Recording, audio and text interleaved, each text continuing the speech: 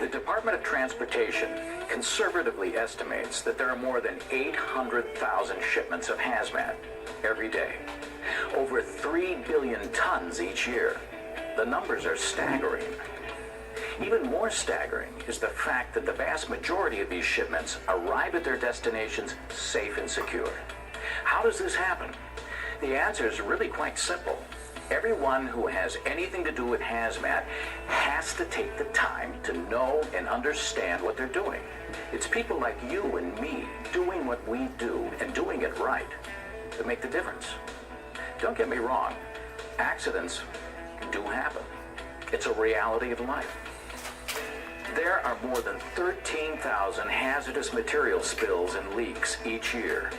What's worse, many of them could have been prevented. The majority happened because somebody made a mistake, a human error, resulting in millions of dollars in cleanup costs and repairs, and sometimes loss of life. And let's not forget about damage to the environment, the threat it poses to the world's population. These kinds of costs are impossible to calculate. More easily determined are the fines associated with hazmat violations, anywhere up to $100,000 per violation, and jail time. When the violation is ongoing, each new day results in a new and separate offense. We're talking big money here. The hazardous materials transportation process is serious business with serious consequences when not done correctly. That's one reason why the government is so involved and why we should be too. Hazmat transportation is a very serious process.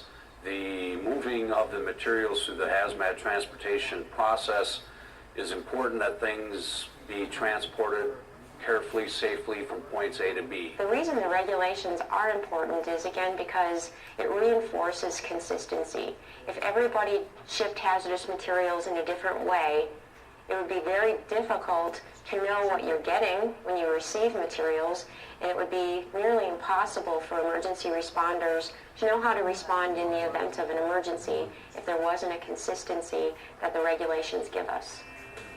If you're part of the hazmat transportation process, whether it's preparing shipping papers, labeling, marking boxes, loading, unloading, driving, you have an important role in getting that material from point A to point B safely and securely.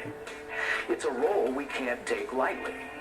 Not only do we have to know how to do the job correctly, it's also important to understand why we do what we do, as far as the whole hazardous materials transportation process is concerned. That's where the DOT comes in.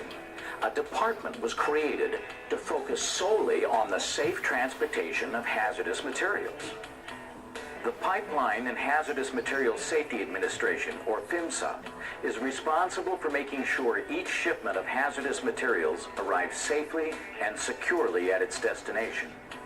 In all modes of transportation, pipeline, air, water, rail, as well as our focus in this training program, highway transport. Hazardous materials, or hazmat, are substances that may pose a threat to public safety or the environment during transportation because of their unique physical, chemical, or nuclear properties. The hazmat regulatory system is a risk management system that is prevention-oriented, focused on identifying a safety hazard and reducing any probability of a hazmat incident occurring. The DOT's Hazardous Materials Transportation Safety Program has always concentrated on reducing the risks associated with the unintentional release of hazmat, also known as a hazardous materials incident. We don't want to have a hazmat incident or accident happen simply because we're looking at the possibility that we could have a loss of life, we could have damage to property. It's just something that we don't want to have happen. We need to make sure that hazmat incidents don't occur simply because it's bad for the environment, it's bad for people, and it's bad for business. It's only as safe as those people have to deal with it, make it. And each individual, if they're responsible for their part, whether it's generating it, drumming it, transporting it, disposing of it, the importance is to the individual how they handle their job. Do it correctly, don't cut corners, and that can make it safe. The Hazardous Materials Regulations, or HMR, were established to ensure that hazmat is packaged and handled safely during transport, and also to effectively communicate to carriers, hazmat employees, and emergency responders the potential hazards of the material being shipped. The HMR requires each shipper to classify material and to communicate the hazmat's hazards through the use of a hazard class, packing group, and proper shipping name on shipping papers, the use of labels on packages, and the use of placards on transport vehicles. Sounds complicated, doesn't it? And it can be, but that's where training comes in. A properly trained hazmat employee not only has a general awareness of the regulations, but also the knowledge required to do his or her job, as well as the expertise needed should complications arise during the hazmat transportation process. None of us wants to be the one responsible for a hazardous materials incident. That's why this training is so important. Let's get started by looking at how the DOT defines hazardous material and hazmat employee. According to the HMR, a hazardous material means a substance or material that's capable of posing an unreasonable risk to health, safety, and property when transported in commerce. The term hazardous material includes hazardous substances, hazardous wastes, marine pollutants, elevated temperature materials, materials designated as hazardous in the hazardous materials table, and materials that meet the defining criteria for hazard classes and divisions in the HMR. A hazmat employee is defined as anyone who is employed by a hazmat employer and directly affects the safety of the hazardous materials during transport. This includes the owner-operator of a motor vehicle who transports hazardous materials in commerce.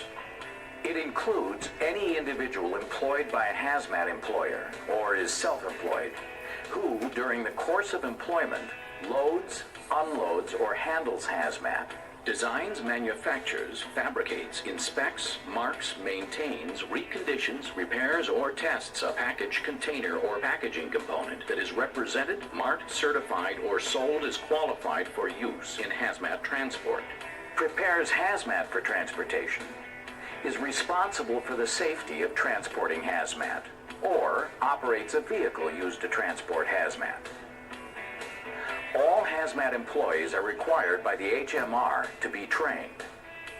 The HMR requires a hazmat employee to be trained in at least 4 areas: general awareness familiarization training, function-specific training, safety training, and security awareness training.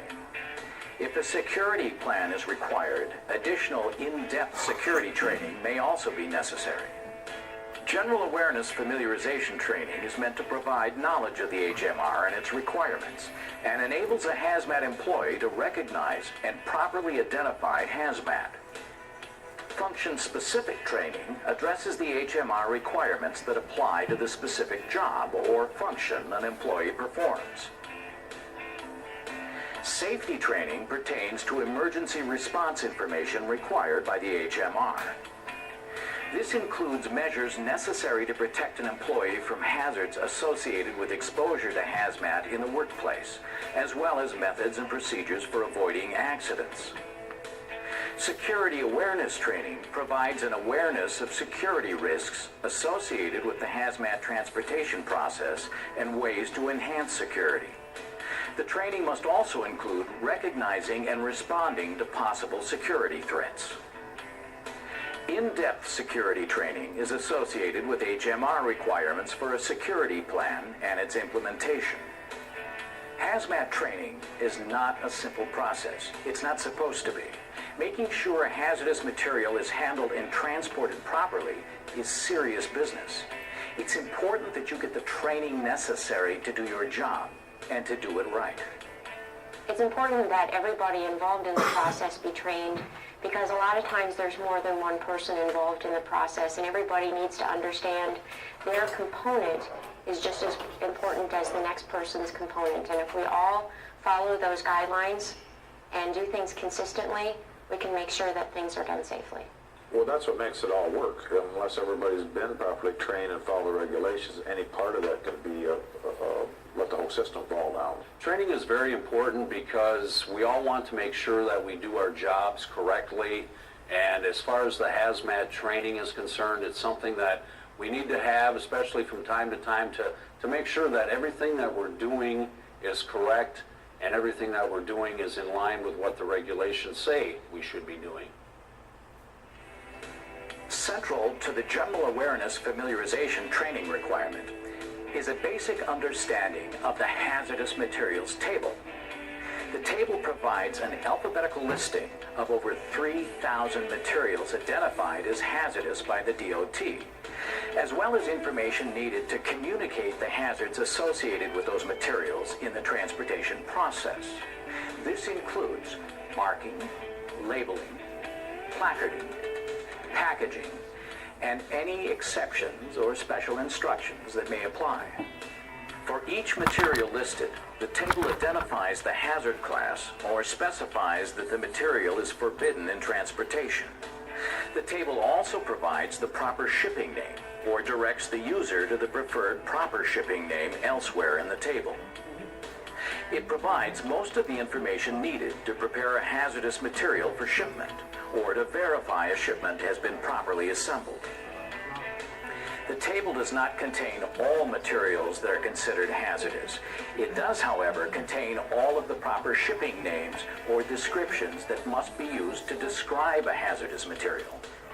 If the hazmat is in a mixture or solution with other hazardous or non-hazardous materials, an alternate description may have to be chosen from the table. The table provides information presented in 10 columns, with the last 2 columns focusing on air, rail, and water transportation. Column 1 features 6 different symbols that may be used to identify hazmat having special shipping conditions.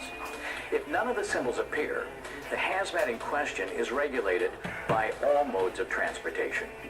You need to know and understand what each symbol represents.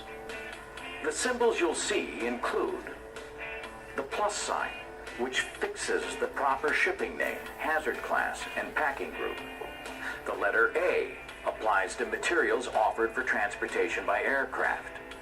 The letter G identifies proper shipping names, requiring one or more technical names entered in parentheses in the basic description. A letter D in column 1 identifies proper shipping names appropriate for domestic transportation, while the letter I identifies proper shipping names appropriate for international transportation.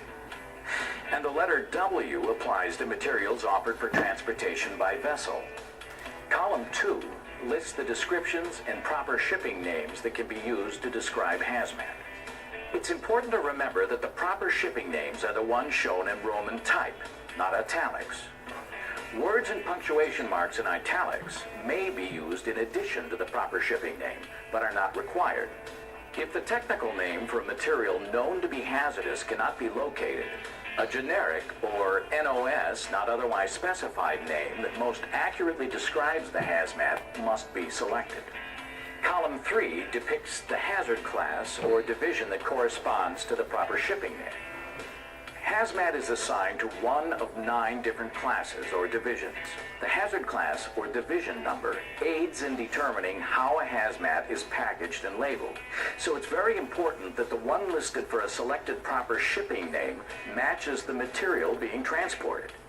This is especially true when more than one hazard class or division is displayed. The word forbidden will be listed in column 3 when the hazmat in question is too hazardous to be transported. However, that prohibition may not apply if the hazmat is diluted or stabilized. Column 4 displays a proper shipping name's identification or ID number. Numbers preceded by UN identify the material as appropriate for both domestic and international transportation, while numbers preceded by NA identify the material as appropriate for domestic transportation only, which also includes Canada. Column 5 provides the packing group or PG number that corresponds to the proper shipping name and hazard class of the hazmat. The PG number communicates the degree of danger a hazardous material presents during transportation. PG1 indicates great danger. PG2 indicates medium danger, while PG3 indicates minor danger. Column 6 identifies the label codes that correspond with the hazard class or division of the hazmat, and subsequently the hazard warning label or labels that must be applied to the packaging unless the material is accepted from the labeling requirements. If more than one label code is listed for a material's proper shipping name, the first code indicates the primary hazard. Additional codes indicate subsidiary or secondary hazards. Column 7 of the table may provide specific instructions about a material and its packaging. The codes displayed in column 7 can be found in the Special Provisions section of the HMR. Column 8 is made up of 3 separate columns. 8A is for exceptions. 8B is for non-bulk packaging. And 8C is for bulk packaging. If the word none is shown in any of these columns, the exception or the packaging is not authorized, except as provided in column 7, the Special Provisions column. Columns 9 and 10 provide modal-specific information for air, rail, and water shipments. It's important to note that the necessary information to clearly enter the hazmat description on shipping papers is provided in columns 2 through 6. Now that we've taken a look at the purpose of the 10 columns that make up the hazmat table, keep in mind that this table is a vital piece of the hazmat puzzle and the cornerstone of the hazardous materials regulations. If you're not sure of what to do with a particular material, you're going to go to that hazardous materials table to find out and reassure yourself that you're doing things properly. That's really the guideline of how we do things properly. So if you can understand how the materials table works, you can know that you're shipping that hazardous material properly.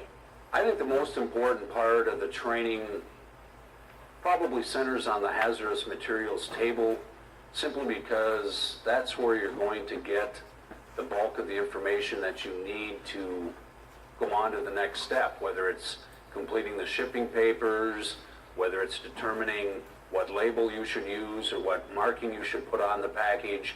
And of course your placarding and so on is very important too, and a lot of that information comes right from the hazardous materials table once you've selected a proper shipping name. Shipping papers play a very important role in the hazmat transportation process. If an accident or incident does occur, the shipping papers will provide emergency responders with much of the information they need to quickly and appropriately respond to a hazmat incident. Time is of the essence. You have to be absolutely certain the shipping papers are filled out correctly. Hazardous materials must be shown on a shipping paper in one of 3 ways. Listed first before any non-hazardous materials. Entered on the shipping paper in a color that clearly contrasts with non-hazmat entries. Or marked with an X placed in a column captioned HM for hazardous materials. According to the HMR, it's the responsibility of shippers to identify and classify the hazardous materials they ship and assign them with the proper shipping names. Each hazmat offered for transport must be clearly described on the shipping paper and include the following information: the UN or NA identification number, the proper shipping name, the hazard class or division number, the subsidiary hazard class or division number entered in parentheses, the packing group, if any, the total quantity and unit of measurement, and the number and type of packages. The first 5 items, referred to as the basic description, must be shown in sequence with no additional information. There is also an alternate sequence allowed, where the shipping name is listed first. The importance of having the correct basic description on a shipping paper cannot be overemphasized. Someone's life could depend on it. The shipping papers are arguably one of the most important things that are involved as far as the hazmat transportation process is concerned, simply because if something bad does happen, if there's an accident or an incident, this is the material that hazmat responders, emergency responders are going to look at prior to making any decisions as far as, what do I do here? The shipping paper tells them what's there, and if they're aware of that, the coding can tell them what it is. The shipping paper also tells you what should be there. You have one drum, you have this much in it, you have this kind of material inside. So it's important that goes with it. Those are really communications tools for people all along the chain. Again, the carrier is going to use that shipping paper to know what he's got on his load. The people receiving that hazardous material are going to use, again, that shipping paper as well as the markings and label to know that they've got the right material. Markings provide information about a hazmat that's inside a packaging, freight container, or transport vehicle.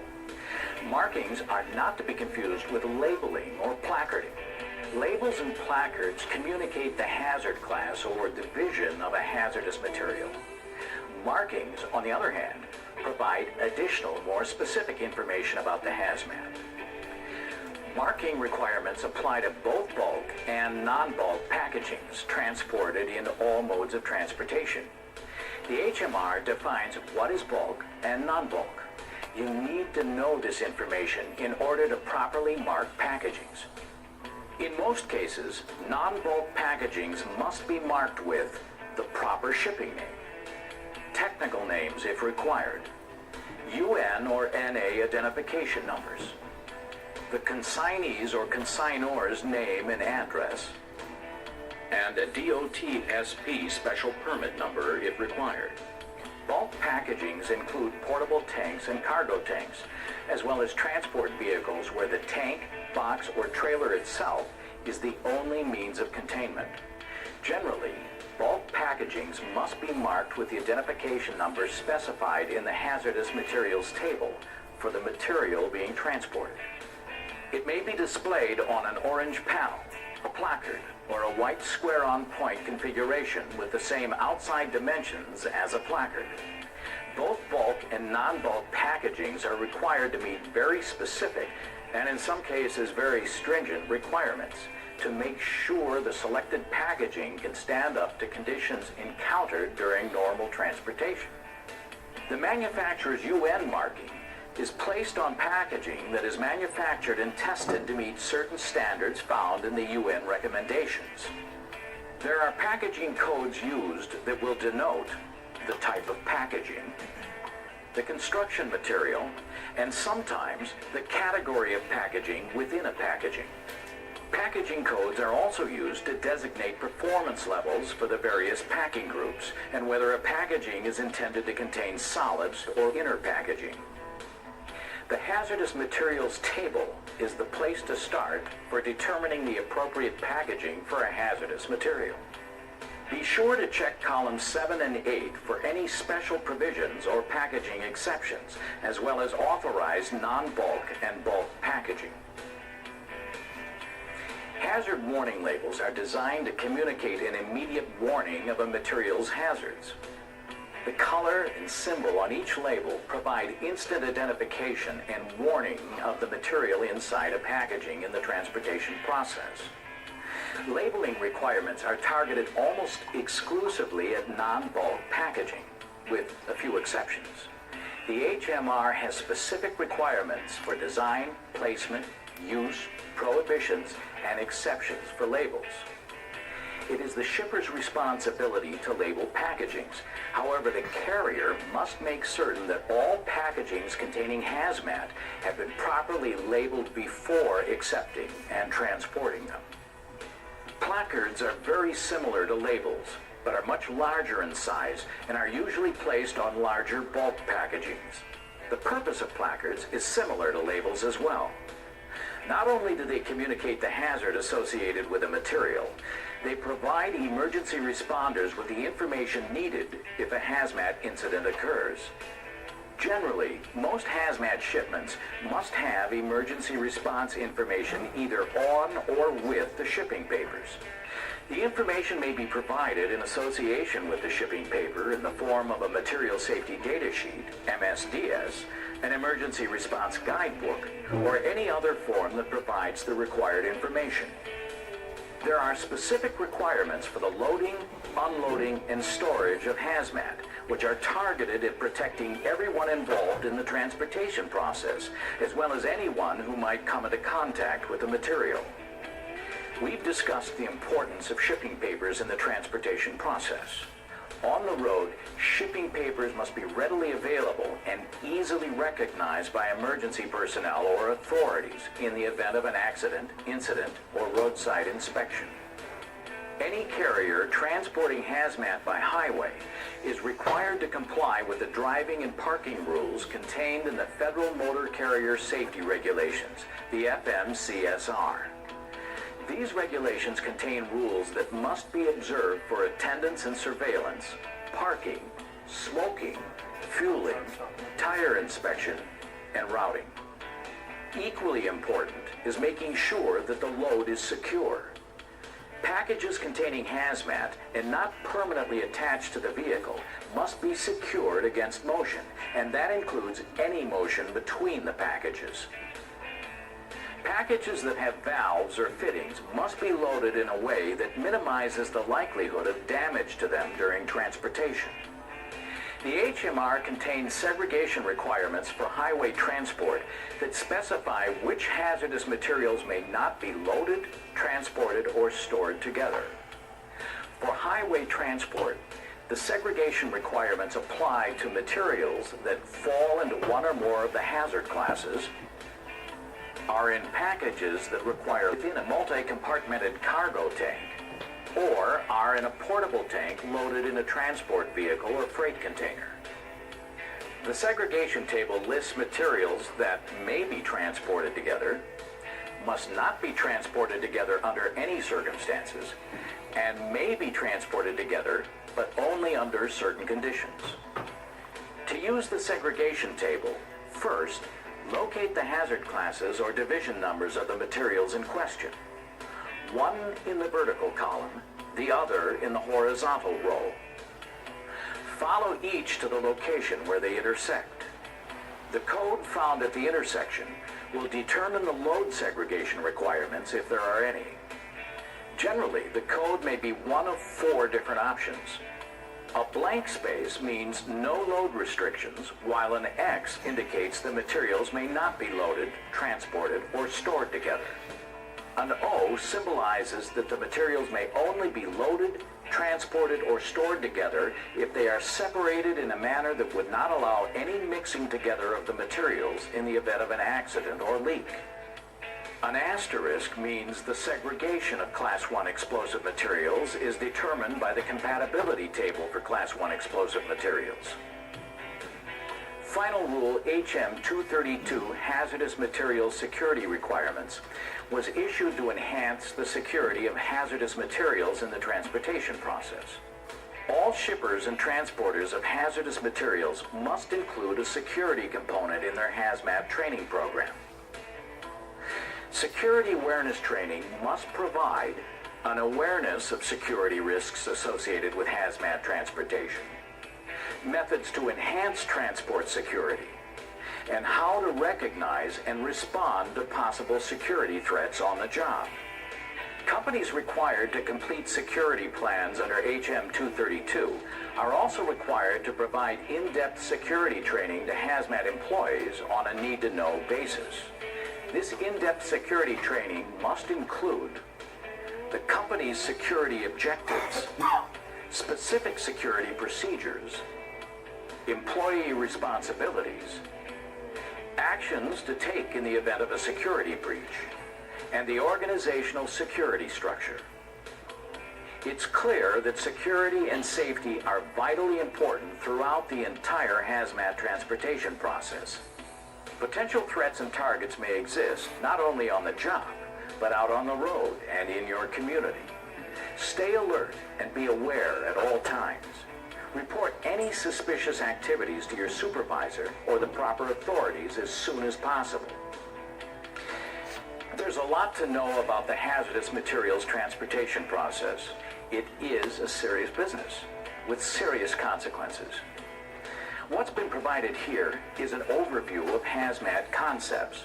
We strongly suggest that you take the time needed to get familiar with the HMR as it pertains to the specific function or job you perform. And regardless of what function you perform as a hazmat employee, it's critical to realize that you do have an impact on the safety and security of everyone involved in the hazmat transportation process, as well as anyone else who may be affected by an accidental release of hazardous materials. Know your job, understand what's involved, pay attention to every detail, and together, we can succeed in keeping hazardous materials safe. 45, 55-gallon drums, they're not bulk, correct? Yeah. But if that's the only thing on your trailer, is that bulk? 55-gallon drums, 45 of them.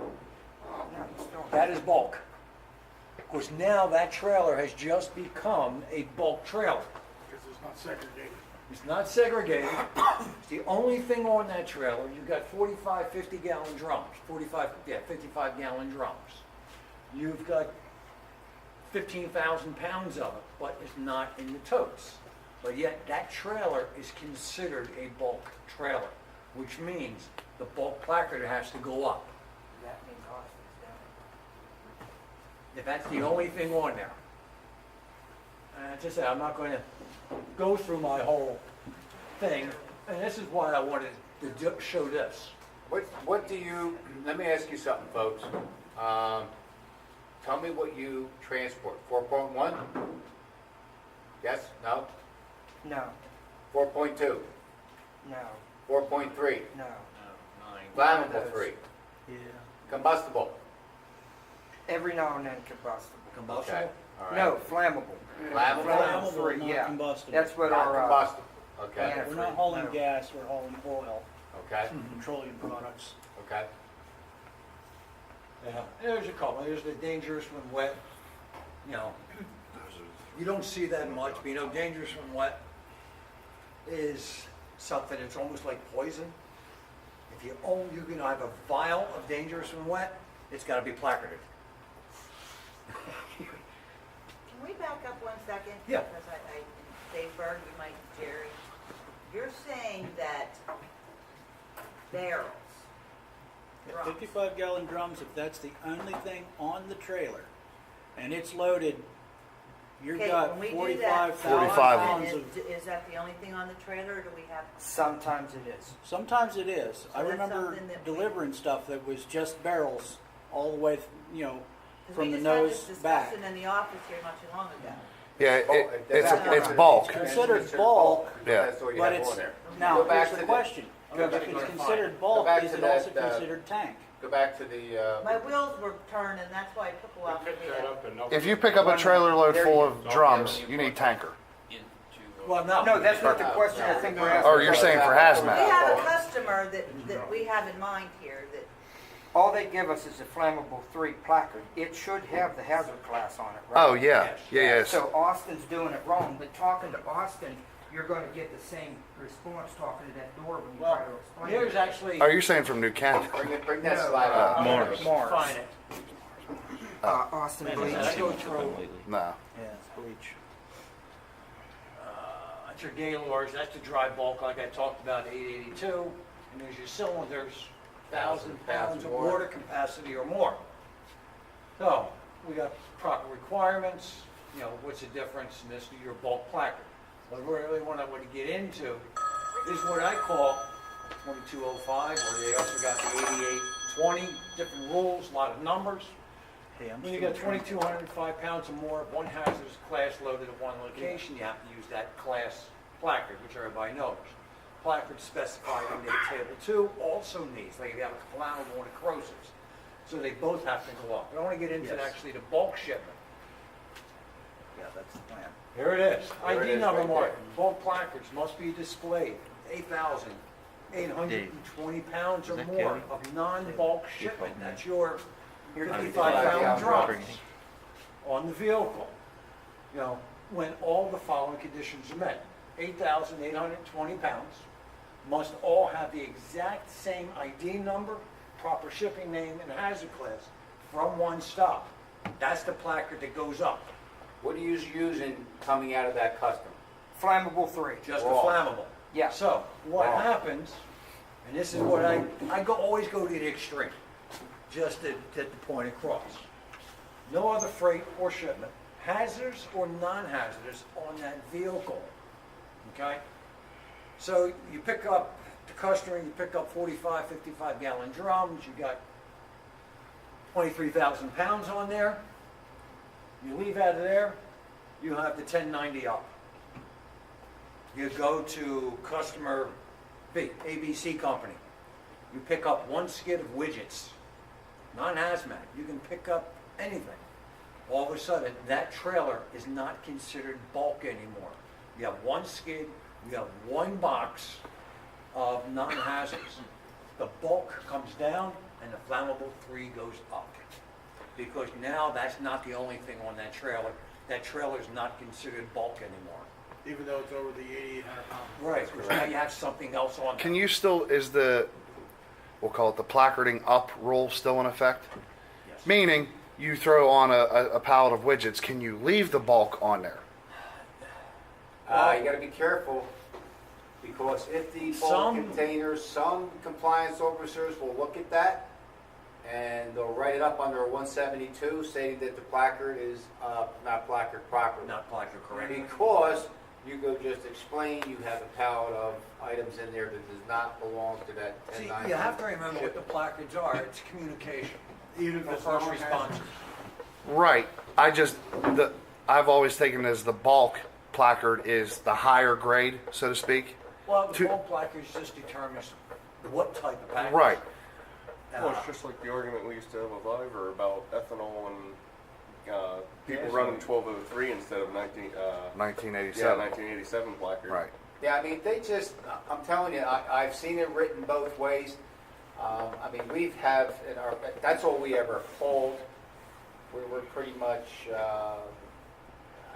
we were running 6 and 7 placards down the road. Well, that's today, so- I worked at a company where we had corrosive, and then we had 6 different bulk corrosives, Yeah. and then maybe an oxidizer, but Yeah. we had the one to cover the little drums, just the standard corrosive, and then we had 6 different bulk ones Right. because we had a multitude of different. And as I said, it depends on the compliance officer that stops you. Yeah.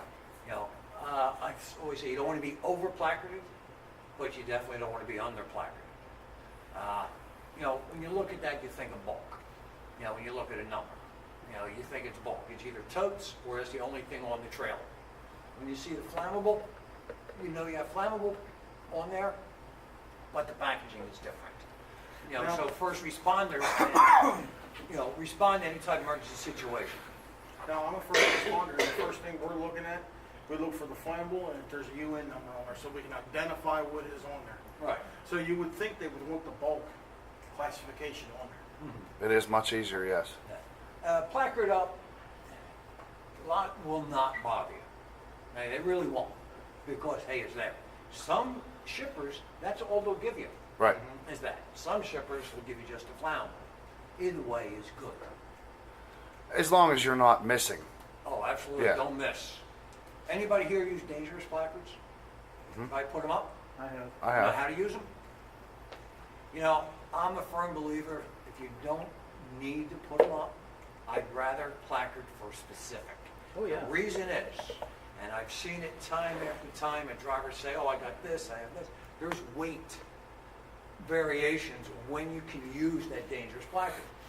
A DOT officer or a compliance officer will see it dangerous, they will pull over a driver that has dangerous first, just to say, let me see your shipping papers. Yep. And then they'll look at it and see if you are correct using that dangerous. Right. So I always tell the driver, if you don't need to use it, don't. Because that's a perfect reason for somebody to pull you over, just to test inspect you. the sticker. Just to inspect it. And again, first responders look at it, say, dangerous, what is it? We know it's a mixed load. Right. And, said you're a first responder. You know, it depends on the UN number. They go right into the emergency response guide. They know how to fight that fire, whether they're using foam, water, sand, whatever they're using, you know, to put that fire out. You know, if it's just a flammable, what'd you use? Water, right? But if it's got a UN number, they know if it's got to be used with foam, you know, maybe flammable with different chemical It'll compounds. tell you your depending- combustion point and everything. Combustion point and everything else. So, and that's just, it's a little different. And this is basically the rules for dangerous. You know, you can load 1,000 pounds of corrosive, 900 pounds of flammable. Both can be flown, no problem. You're not wrong. Or you can fly to dangerous. You're still correct. As I said, the numbers, the weight of it depends on what you can fly. Here's the other one. You got 2,205 pounds of corrosive, you got 900 pounds of flammable. You either fly them both, but you must fly the corrosive because you got 2,205 pounds of that one item, and you can fly the dangerous to cover the flammable. I learned that one day up at the St. Croix Scale House. I had a trailer load of oxidizer pool chemicals. I also had a trailer load, or I had one pallet of corrosive pool chemicals. Because the shipper failed to label things correctly, they didn't provide the corrosive tag. They only provided the oxidizer tag. And I went across from Georgia all the way to Minnesota before I was checked. He checked it. He said, driver, you can get one of two tags to put on this trailer to deliver your load. It's either got to be a corrosive tag or a dangerous tag. So I went to the nearest truck stop and got 4 of whichever. They did not have 4 corrosive tags, but I was able to locate 4 dangerous flags. So I had to run the dangerous flags. Right. Which was fun. Yeah. And as I said, you gotta play, sometimes you gotta play that DOT game. Absolutely. A lot of your compliance officers, some of them specialize in hazmat. They actually do. You know, they're very good at it. Programs on their computers where they can pull up your bills and see exactly what placards you need. There are systems that dispatchers and load planners use on their computers. It's a program that is very expensive. And, you know, they'll put a load together and they'll see, put the chemicals in. There was a girl we know, and I still know, Donna Horn, who was unbelievable with hazmat. Everything was off the top of her head. You know, drivers would call her constantly, you know, about it. And she was like almost like a computer, you know, on the top. She's been doing it for so many years. But they're very smart at what they are. You know, they do. These compliance officers, they go through training after training. And the hazmat regulations change also. FSMA gets involved. You know, they changed a lot of things. It's no longer the MSDS book, it's the SDS book. The old adage, you know, for a ship, you know, the proper way to, you know, have your shipping papers listed. Now it's ISP. You got to have the identification number first, proper shipping name, hazardous class, and packing group. So they kind of changed it. And they also look at that. So there's a few things, you know, that you really got to be careful about, especially with the dangerous. But the bulk is the other ones. A lot of numbers involved. Pennsylvania Turnpike. You run through tunnels. It tells you you're not allowed to go through the tunnel with bulk, correct? Right. But yet, you can go through with 55-gallon drums with a bulk placard on it because it's not bulk containers. What happens is DOT or Pennsylvania Turnpike, they see this trailer with placards, with bulk placards. First thing they're thinking of, oh, this guy's running totes. Going to pull you over. It's not in bulk, it's just that trailer in bulk now. So it's You not can a run- tanker and it's not totes. I thought the only bulk that you could go through with a bulk container was combustible. Combustible, that's Right. it. It's the only one. Well, see, now they will pull you over now. Like, say I hauled a dump truck full of ammonium nitrate. Mm-hmm. And you can run that through the tunnels now. but you can't run on Pennsylvania Turnpike. Yeah, turnpike, yeah. Turnpike's got so many different rules. Right, and the reason why they did that is because Pennsylvania Turnpike is a private entity. They can do what they want. It's So- not run by the state. Just as a refresher question, the 2205 of corrosive, that could be 6 containers that equal 2205, but not one of them is over 1,000. Correct. Because once that one goes over 1,000, then it's bulk. Yes. Okay. Yep. You know, remember these, again, I don't know when your licenses are due, when your hazmat's due. These questions are on the test. Yes, they are. And you have to really pay attention because they jumble the questions up. I mean, we both still carry our licenses and every endorsement there is to carry for that reason, so that we're fresh with this material. And we constantly, everything that comes in from FSMA, we're update with everything, current. But these are the questions that are on it. I mean, they haven't changed the test. If they change the test, the hazmat test, I would guarantee you I will notify. There's a good study app. They changed I the was wording. going to say, there's a few study Yeah. apps Yeah. out there Have you online. taken your Yeah. test lately? I just took it 2 months ago. What did they change? Just the wording on a lot of questions. They're the same questions. Same questions, but the verbiage is different. Right. Yeah, there's an app that it changes it up. I think there's like 12 different versions. You go through and take practice tests, Yeah. and it'll jumble them. And CRIST, Uh, practice, CDL practice test. Yeah, I was Oh, gonna say, Pennsylvania has practice tests you can do. But there's a generic one. I know a lot of states don't. Brilliant brains. Brilliant Brains? Yeah. Okay, I'm gonna try, I've never heard that one. I'm gonna That's a good one. remember that. What to look at. Because CRIST, it's what it is. It's CRIST, Looks like that. CDL practice test. I have DMV Genie. And it's the same Okay, thing. that's the same. Yeah. That's pretty good. They have some nice segregation.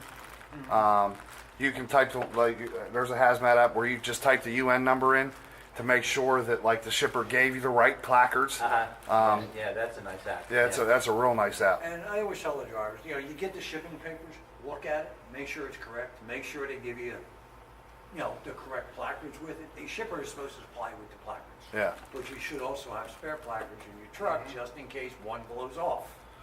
Well, and the other thing too is I know that if you have a little bit of hazmat and a little bit of non-hazmat, 2 separate, shipping papers, that hazmat one is supposed to have that little orange. Either a tab or on top. Right. And this must be within reach Right. with your seatbelt on. That's the whole kicker, with your seatbelt on. A lot of drivers sometimes go to a little bit of extreme, which is fine. They'll have the shipping paper. They'll look at the UN number. They're actually opening it up to the response guide and put the paper right into it. But now if you're doing LTO and you've got 8 hazmat stops, it's all different. But if you only got 1 stop, that's always a good practice. So if you do get stopped, you reach over, you hand it. That compliance officer is going to look at it and say, oh, this guy knows what he's doing. He put it right in there. Now, so that's always a good habit. When you leave your truck, you know what to do. On a seat. Seat or in the driver's pouch. Again, this is all part of communication to any first responder. this one, When I worked for Superior, they used to tell you, That was very beginning accurate. to see that this was just a company policy. They pretty much had us convinced that you couldn't have extra placards in the truck. It was worth it. That's company policy.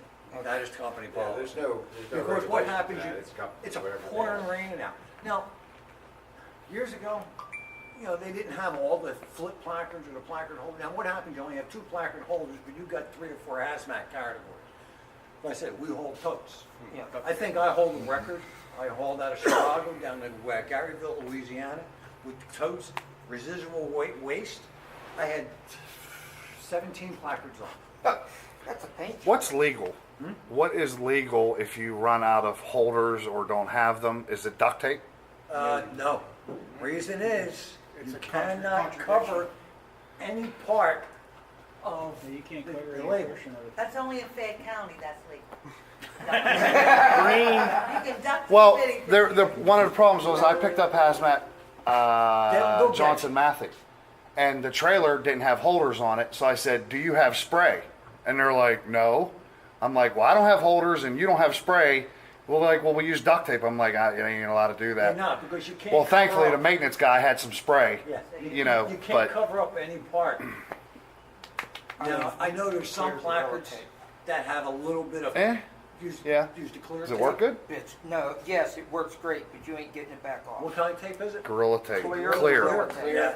Yeah, but then you leave the You're gonna residue leave what kind of on there. residue on Oh, That- no, you don't. No. You It leave comes off? chunks of tape Yeah, it's tough. that doesn't come off, and then the shop has to fight That's why with they it. call They it call duct you tape. names. I That's got a whole list of that names 3M that they spray's call you nice. when you come in You with get a whole that. list and say, I already know this one. Yeah. Pressure They just hand me the sheet now. You know how we kept Okay. break clean, as long as it was a Yeah, they said complete flat surface, that 3M spray was nice. cover it in Windex, Comes right off. put it on I there, know, that was the then thing. take your towel Just wrap spray and tape.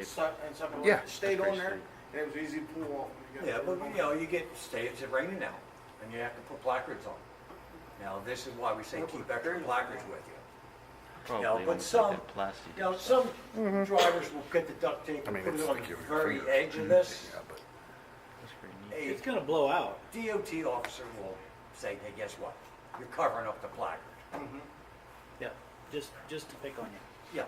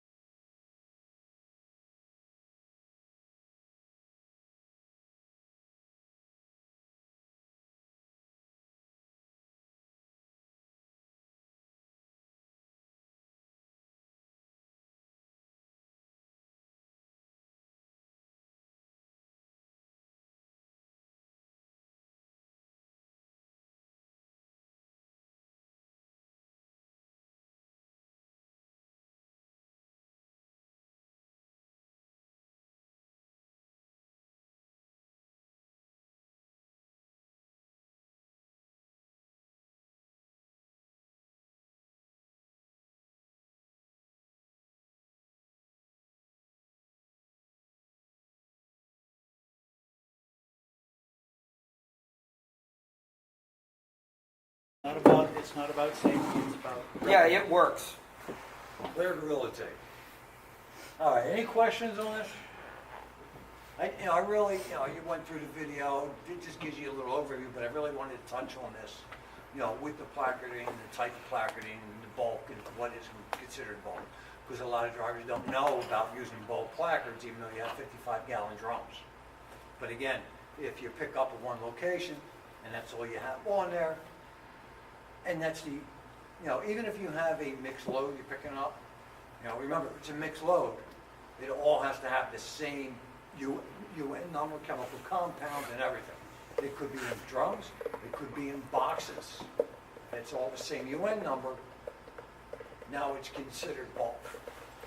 Now, As it goes over the other. Find us some radioactive, Jeremy. 2205, Somewhat. or the 8,820 pounds. Make some money. All right, another thing real quick, if I can find it in here. I would haul it. I don't care. That's gonna be hard to get your hands I on. don't think I have it. Oh, I'm sure. They just All right, don't class give up 9, over Tom, Dick, miscellaneous. and Harry. Anybody haul miscellaneous? Or see it? The class 9? Yeah. Okay. Is that what they- Placard or no placard? It was placard. It was just the half white and then the black stripes. Black stripes with Yeah. the 9 down the bottom. Yeah. All right. Yeah, Johnson Matthew. Yeah. Go placarded or not placarded if you have a load of that.